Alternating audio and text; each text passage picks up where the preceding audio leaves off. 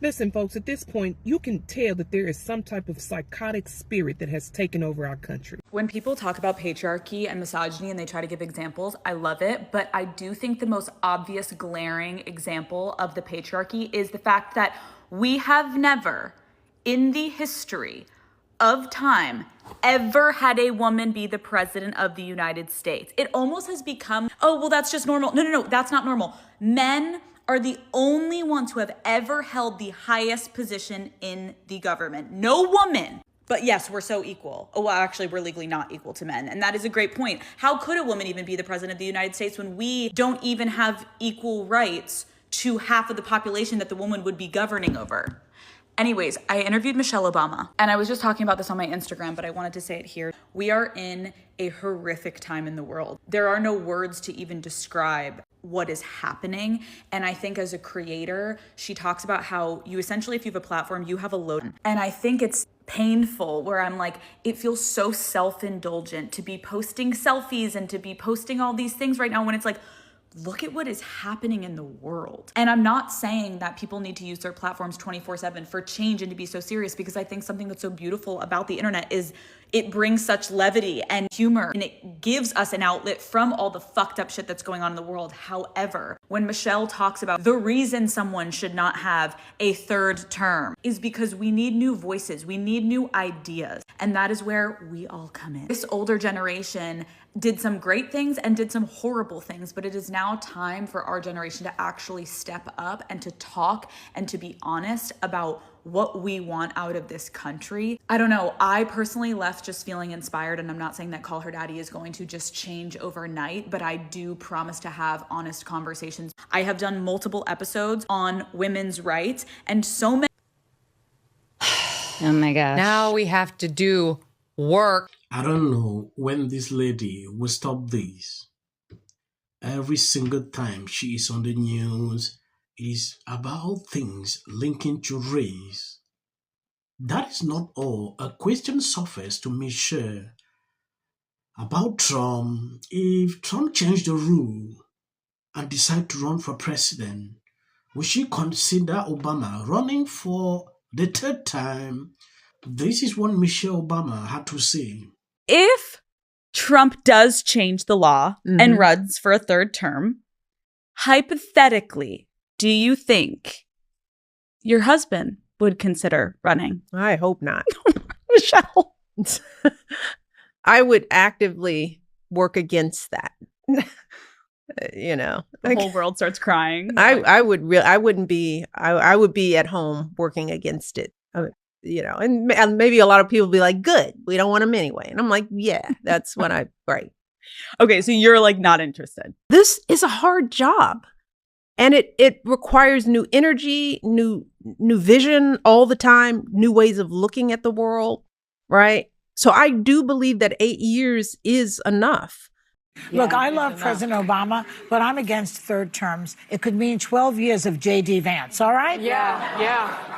But beyond that, I think term limits are good. I don't believe, I know that. They should work for the whole entire Well, because government. if you're not having to bend the knee to whoever's in charge because you might be primaried and you only have a limited run, you're more apt to make decisions and to vote on what you think will really help people. You're not beholden to your party loyalty. Listen, for most people running for president, it is and has to be a family affair.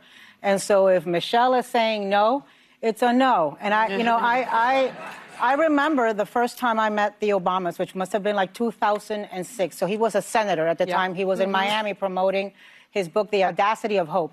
And I was with Michelle at the time. And she said to me, I told him he can do this. He can only do it once. If he doesn't win, this is it. So I told him, yes, I'm with you. She's the boss. Yes, no, he rightfully so respects her, and they have a marriage of collaboration, and it's got I would vote for her, wouldn't you? Okay, that's another question. She's made it very clear that she does not want to run, that she...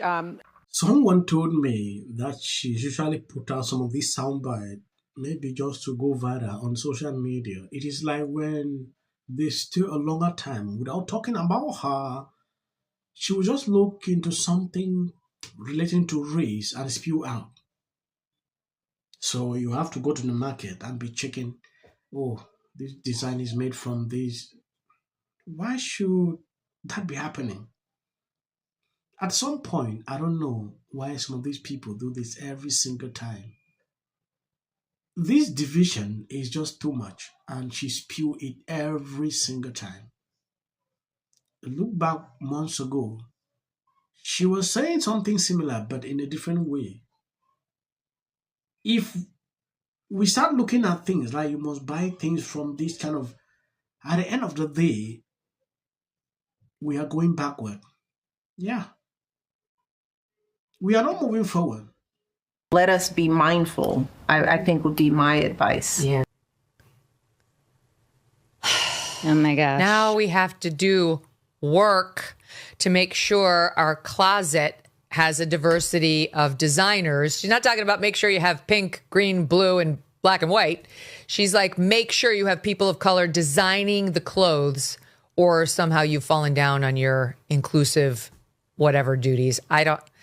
Do you do that, Will? I'm sure when you got dressed today, did you look into Patagonia? Like what is the color, the skin color of those behind the brand? Oh, yeah. If they're not white, I won't buy it. Yeah, it has to be from white people. But it's imperative.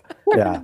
What ridiculous. They say there's all these race issues in America, and racism is the biggest issue, and we have to fight against these things. And you have the most famous people in America constantly always talking about race any single time that they can. And you want racism to be solved, just shut the hell up. Like, you don't have to talk about these things and say anything, and there will be no bad race relations in this country like the way these people proclaim that there are. But they keep bringing them up and saying things like that and pitting us against each other, making it so that now I have to be here looking like, if I say, oh, I only want to buy from white people, then I look like this horrible person. It's all hypocrisy and nonsense, and these issues only exist because of people like That's where it ends for me. That is simple.